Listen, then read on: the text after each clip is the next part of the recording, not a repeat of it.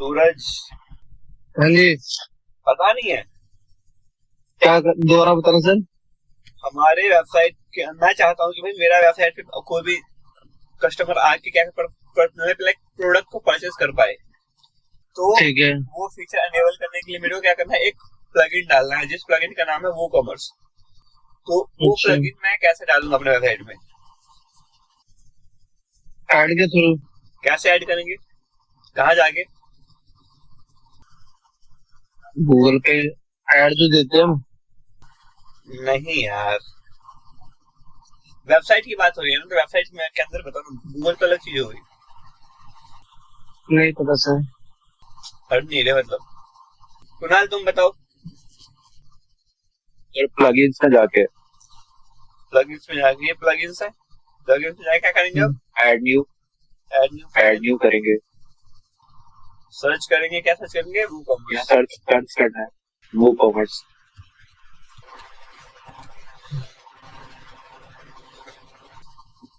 आ गई वो कॉमर्स, हम्म। इसको इंस्टॉल कर लेंगे।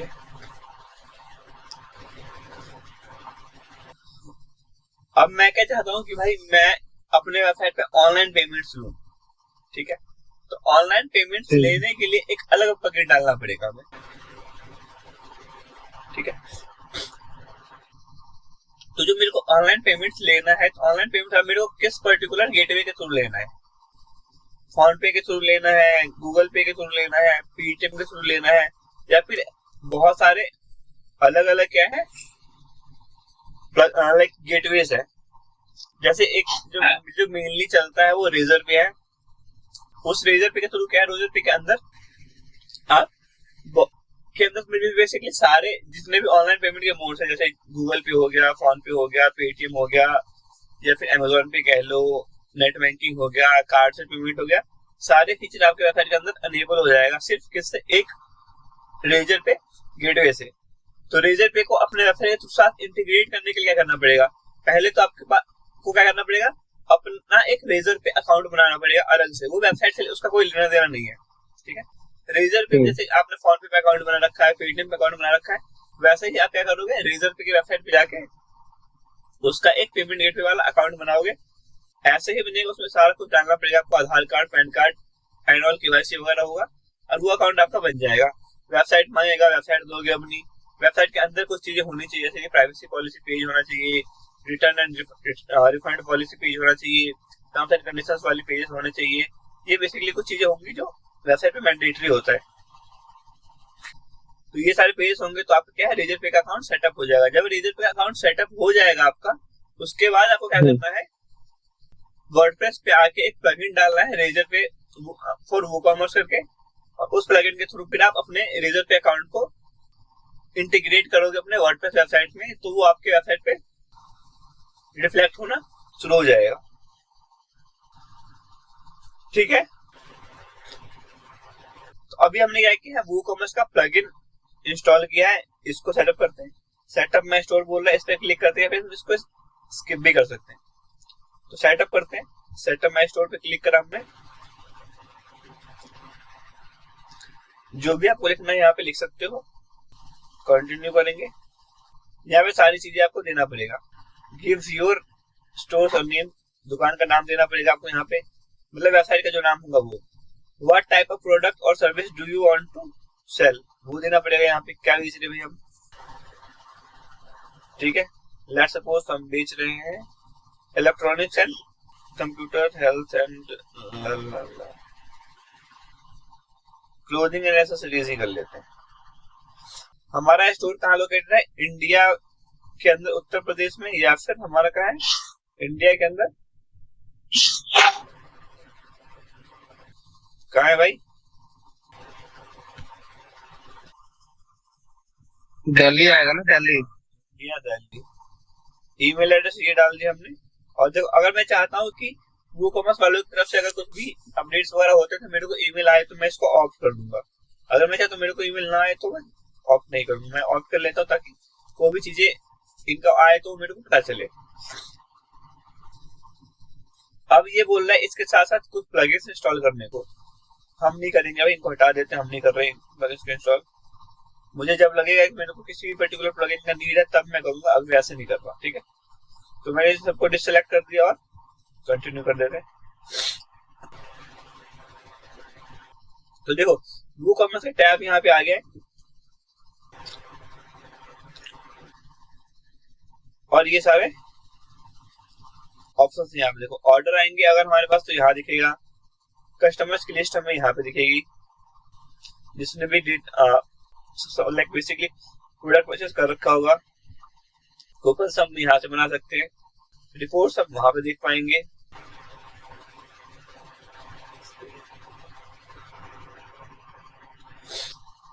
ठीक है, सारी चीजें। अब आते हैं सेटिंग पे। सेटिंग में बेसिकली कुछ चीजें हमें सेटअप करना पड़ेगा, जैसे कि हमारा एड्रेस क्या है, नल एड्रेस लिख दी मैंने पूरी। जो मेरा वेबसाइट है उस वेबसाइट से मैं प्रोडक्ट किस किस कंट्री में बेचना चाहता हूँ, शिपिंग सेलिंग लोकेशन यहाँ पे डालनी हमने। मैं कर देखो, सेल टू ऑल कंट्रीज मतलब क्या, पूरी दुनिया में बेचना है। Sell to all countries except for, अगर मैं ये चूज करता हूँ तो यहाँ पे जो कंट्रीज के नाम लिखूंगा मेरे को उन कंट्रीज में नहीं बेचना है। ठीक है, यहाँ पे अगर मैं ये कर रहा हूँ सेल टू स्पेसिफिक कंट्रीज, तो यहाँ पे मेरे को वो लिखना है जहाँ पे मेरे को बेचना है। तो मेरे को इंडिया में बेचना है, मैंने इंडिया सेलेक्ट कर लिया और इंडिया में मेरा प्रोडक्ट सील होगा। अगर यूएस वाले लोग आएंगे तो उनको दिखाएगा कि भाई ये वाला स्टोर उस पर्टिकुलर लोकेशन के लिए अवेलेबल नहीं है। शिपिंग लोकेशन सारे अनेबल करेंगे हम टैक्स रेट्स एंड कैलकुलेशंस। इससे बेसिकली क्या होगा, आपने देखा होगा जब भी आप कोई प्रोडक्ट खरीदते हो तो आपको क्या दिखाता है कि उसमें कितना % टैक्स लगा हुआ है, दिखाता नहीं दिखाता है?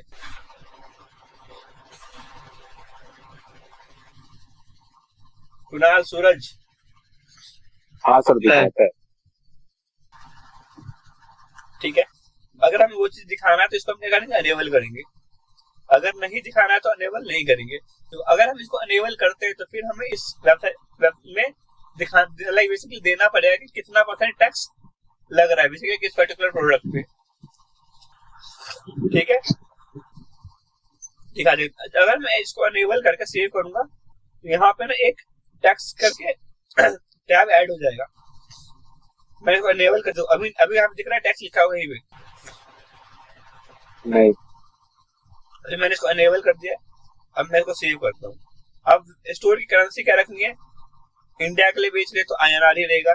बाकी अगर मेरे को ऑल ओवर द ग्लोब बेचना होता है तो मेनली हम क्या रखते हैं, USD रखते हैं। इसको सेव करते हैं, सेव करते टैक्स आ गया। ठीक है,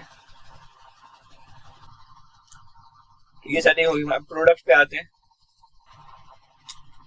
तो देखो जैसे ही हमने क्या करा, WooCommerce वेबसाइट को इंस्टॉल किया अपने वेबसाइट के अंदर, वैसे ही क्या 3 चीज हमारे वेबसाइट में बेसिकली हमारे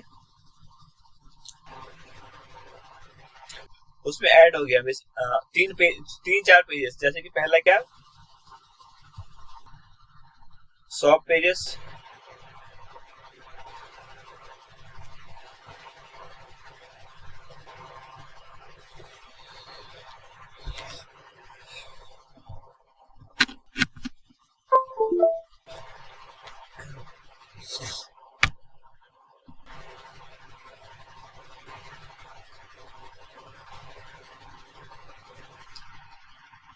देखो शॉप, कार्ट,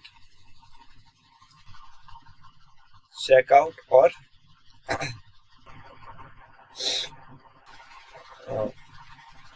माय अकाउंट।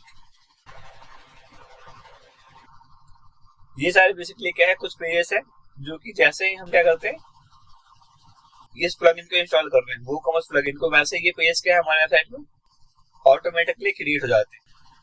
ठीक है, तो अब जो बेसिकली दिखा रहा है शॉप पेज का मतलब क्या है कि भाई जो भी प्रोडक्ट हम अपलोड करेंगे अपने वेबसाइट पे तो वो प्रोडक्ट ऑटोमेटिकली किस पेज पे दिखेगा। तो वो पेज हमें यहाँ से सिलेक्ट करना है, जो कि बाय डिफॉल्ट हो रखा है। कौन सा पेज, शॉप पेज। इसका नाम अगर हम अपने अकॉर्डिंग चेंज कर सकते हैं अगर हम चाहते हैं तो। चेंज कहाँ से होगा, यही पेजेस में जाएंगे हम तो हमें वो पेज दिख जाएंगे। उस पेज के हमें अगर नाम चेंज करना है तो एडिट करके नाम चेंज कर सकते हैं। क्लियर है? अब देखो, अब जो बेसिकली हमारा मान लो प्रोडक्ट दिख रहा है, ठीक है, और यहाँ पे एक ऐड टू कार्ट बटन है। अब जैसे ही कोई भी user add to cart button पर क्लिक कर रहा है तो क्या होना चाहिए, किसी अलग पेज पे जाना चाहिए या फिर कार्ट में प्रोडक्ट ऐड हो जाए और यूजर उसी पर्टिकुलर पेज पे रहे। तो वो बिहेवियर यहाँ पे हमें करना है कि भाई देखो, redirect to the cart page after successful addition. जैसे ही कोई यूजर क्लिक कर रहा है ऐड टू कार्ट पे तो कार्ट पेज पे जाके ओपन हो जाए वो, ठीक है। या फिर अगर मैं इसको क्लिक नहीं करता हूँ तो क्या होगा, कार्ट पेज पे जाएगा नहीं यूजर, बस हमारा उसका बेसिकली उसका प्रोडक्ट कार्ट में ऐड हो जाएगा, बट वो उसी पर्टिकुलर पेज पे रहेगा। वो हमारे ऊपर है कि हम क्या करना चाहिए। मोस्टली हम यही करते हैं कि भाई वो उस पेज पे चला जाए, कार्ट पेज पे। इसको हमें नहीं छेड़ना प्लेस होल्डर इमेज को। ये चीज ना हर यूजर के उसके अंदर अलग अलग आएगा।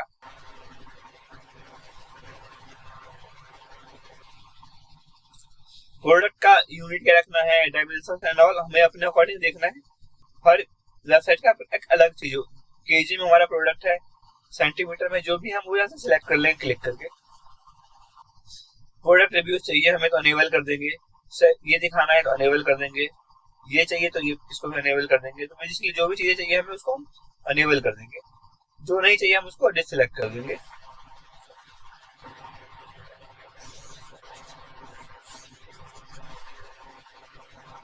और फिर इसको हम क्या कर देंगे, सेव कर देंगे। अब आते हैं इन्वेंटरी पेजेस पे।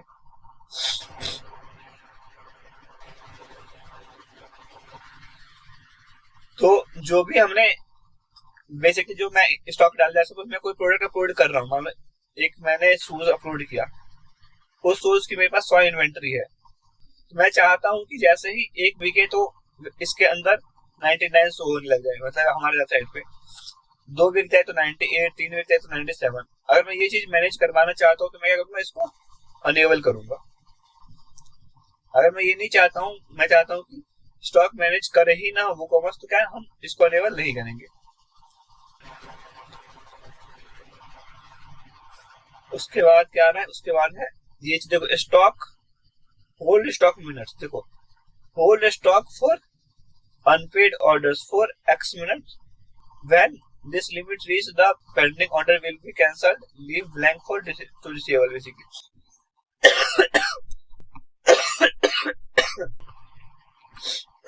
जैसे देखो, जैसे ही किसी ने हमारे प्रोडक्ट को ऐड टू कार्ट करा,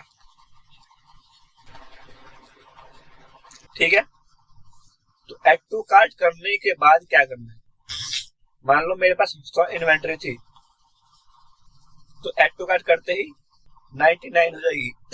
कब तक, 60 लिखा है 60 मिनट तक। मतलब अगर 60 मिनट के अंदर वो खरीद लेता है तो 99 ही रहेगा, बट 60 मिनट के अंदर वो नहीं खरीदता है हमारे प्रोडक्ट को, हमारे पास इन्वेंटरी फिर से हो जाएगी कितनी, 100।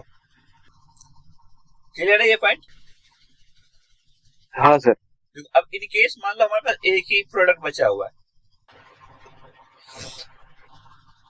ठीक है। अब एक यूजर आया, उसने क्या करा, ऐड टू कार्ट कर दिया। अब हमारे पास कितने प्रोडक्ट बचे, 0 हो गए। अब 60 मिनट के अंदर मान लो 2 कस्टमर आ गए हमारे वेबसाइट पे, उन दोनों को हमारा प्रोडक्ट दिखेगा, नहीं दिखना चाहिए। खरीद सकता है वो, नहीं खरीद पाएगा। जब दिखेगा नहीं सर, जब खरीदे दिखेगा तो प्रोडक्ट दिखेगा, बट प्रोडक्ट दिखेगा बट लिखा आएगा आउट ऑफ स्टॉक, ठीक है। तो और मान लो 60 मिनट बाद ये भी ना खरीदे, तो फिर से हमारी इन्वेंटरी हो जाएगी कितनी, एक। तो अब क्या हुआ, हमारा तो नुकसान हो गया ना, इसने भी नहीं खरीदा भाई, और ये दोनों भी भाग गए क्योंकि इनका दिख गया आउट ऑफ स्टॉक। तो अगर मैं चाहता हूँ कि ये चीज, ये फीचर मेरे अनेबल ना हो, कि बेसिकली जब भी कोई बंदा ऐड टू कार्ट करता है तो वो इन्वेंटरी से माइनस ना हो, तो उसके लिए मैं क्या करूंगा, इसको ब्लैंक छोड़ दूंगा।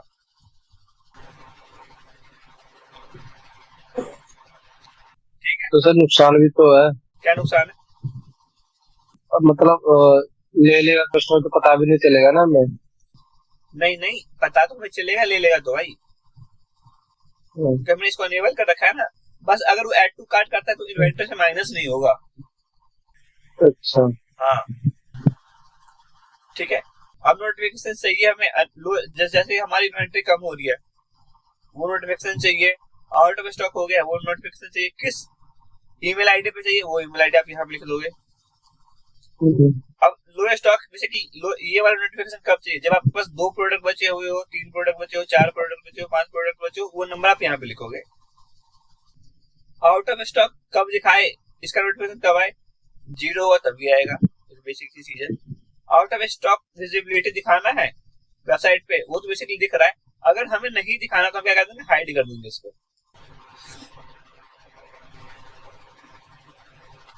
ठीक है। स्टॉक डिस्प्ले फॉर्मेट क्या रखना है? इस तरीके से लिखना है कि भाई 12 इन स्टॉक लिखा है, या फिर ओनली 2 लेफ्ट लिखा है, या फिर दिखे ही ना कुछ।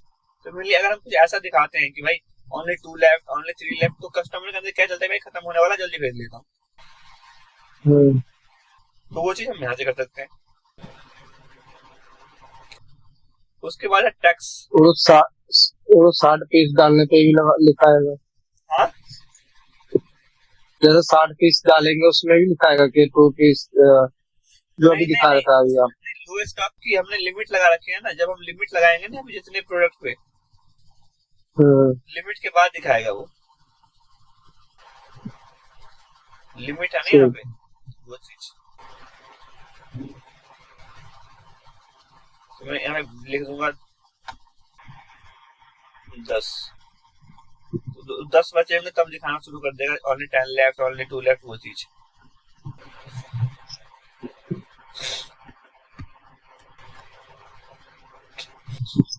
टैक्सेशन से रिलेटेड यहाँ पे हमें करना है भाई, price entered with tax, yes कर देंगे इसको। कैलकुलेट टेक्स्ट बेस्ड ऑन, ये सेम रहेगा, ये भी सेम रहेगा। रिड्यूसिंग रेट क्या रखना है? रिबाउंड कर देंगे। ये बेसिकली क्या है? कुछ परसेंटेज टैक्स परसेंटेज है, वो हम ऐड, जैसे स्टैंडर्ड रेट है, रिड्यूस रेट है, जीरो रेट है, वैसे मैं जितने जो यहाँ पे लिखूंगा, जिसमें 12% लिख रहा हूँ, 18% लिख रहा हूँ, 5% लिख रहा हूँ। मतलब ऐसे हमें क्या करना पड़ेगा? टैक्स स्लैब्स बनाने पड़ेंगे जो कि प्रोडक्ट के अकॉर्डिंग, जो हमारे प्रोडक्ट में टैक्स लगे होंगे वो सारे हम यहाँ बनाएंगे। तो जब हम प्रोडक्ट ऑर्डर करने के लिए अपलोड करेंगे अपने वेबसाइट पे, उस वक्त हमें ये क्या बोलेगा? चूज करने को बोलेगा क्या परसेंटेज हमें चूज करनी है। डिस्प्ले प्राइस करना है शॉप पे कैसे? देखो ये सबसे ना मेन पॉइंट है ई कॉमर्स बिजनेस के लिए कि भाई मान लो हमारा प्रोडक्ट प्राइस दिखा रहा 599 स्टोर पे, इसको हमने एक्सक्लूडिंग टैक्स रखा।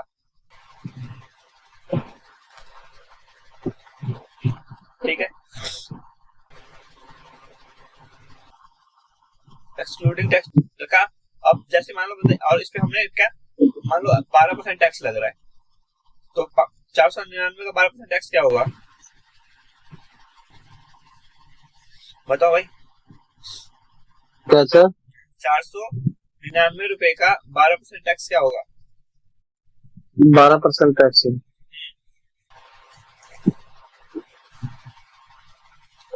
माइनस 12% टैक्स से निकालना। टैक्स में 10% तो मैं निकाल दूंगा। हाँ तो वही परसेंटेज ही तो निकालना है। 12% कितना होगा इसका? ये पड़ेगा 440 रुपए का। 450 का बेसिकली है। 499 मतलब 500 मान लो। तो सर 12% 500 नहीं होगा ना, 429 रुपए कुछ पॉइंट का आएगा 12। अरे भैया 439 क्या बोल रहा हूँ मैं? 500 रुपए का 12% कितना होगा? 60 रुपए भाई, 60 ही होगा ना। 500 का 1% कितना हुआ? 5 रुपए। 12% कितना होगा? 12 60 रुपए। 440 रुपए, 60 रुपए का पड़ा, 60 रुपए का। तो 60 रुपए।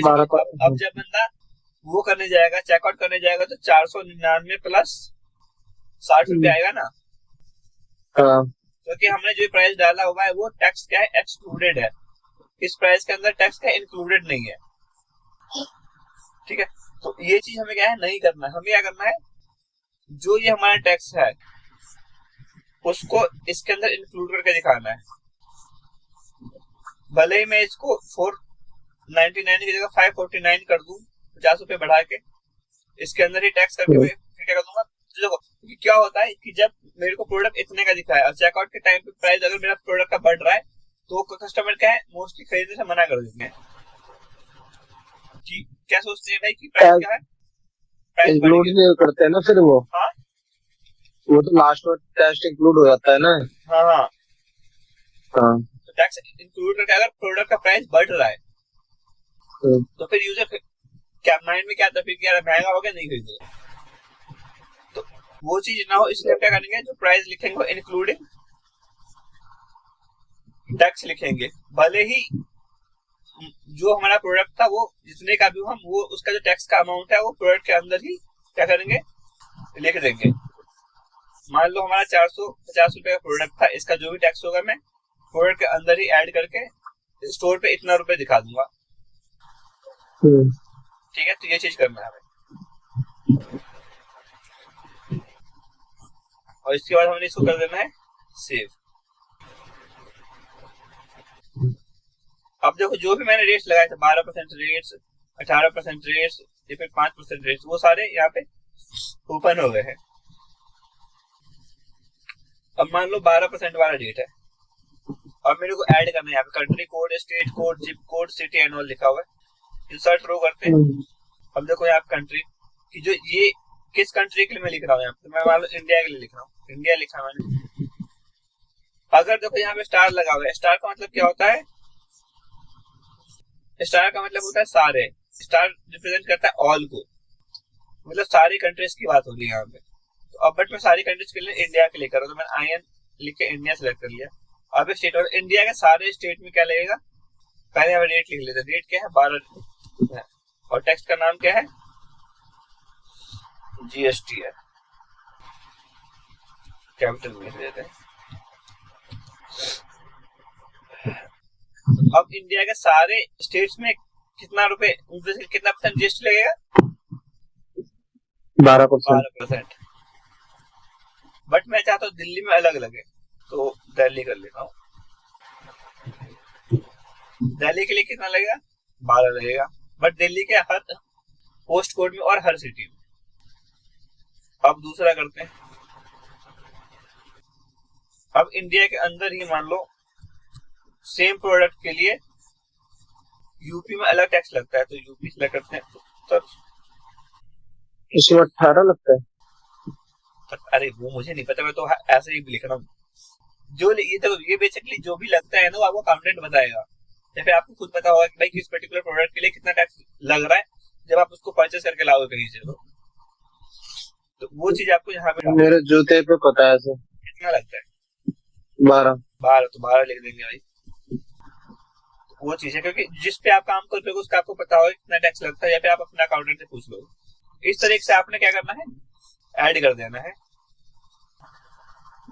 ठीक है, या फिर आप एक सीट बना लो, अगर सीट को भी इंपोर्ट कर दोगे तो सारा यहाँ पे आ जाएगा डायरेक्टली। क्लियर है सर कुणाल?